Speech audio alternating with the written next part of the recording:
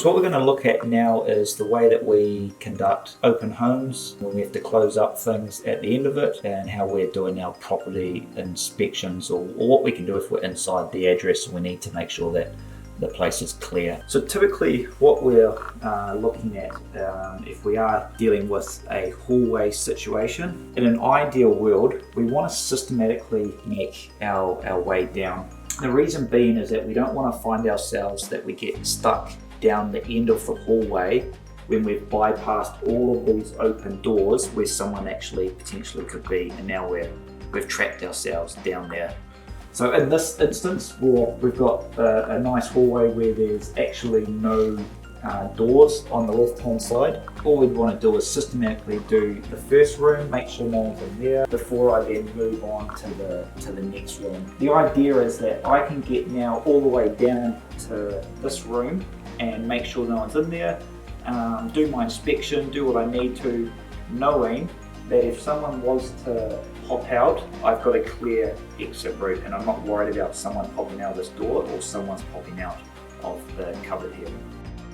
So what I've done is I've come all the way down to the end of the hallway. We'll just say that this is a solid wall, and it's the end of the open home where I'm going to start the inspection, and I'm going to start with this first room here. What I've done to get down to here is I've actually left all of these rooms and these cupboards uncleared, and we don't know what's in there. So I come into this room, I do the inspection, or I make sure no one's in here. I close all the windows and close it up after the open home. What we're now exposed to is potentially someone that's come in during the open home when they shouldn't have and I didn't see it, or there's a flatmate of the tenant that we didn't know is here or should be here, and they now step out in between us and our potential exit.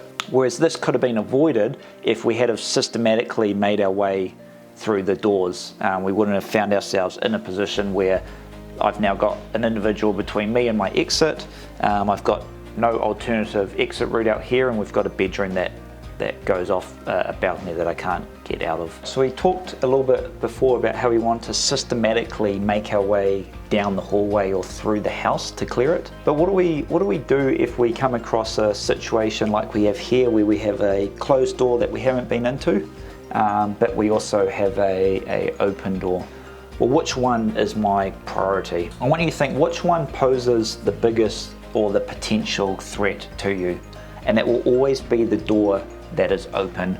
So if we're in a position like this where we've come to the end of the hallway, there's a closed door and there's an open door, systematically we've been saying, well, this is the door we need to go into, but they're so close together. Actually, the biggest threat that I'm faced by right now is actually this open room. So that's the room that I'm going to go into first. I can then come back and we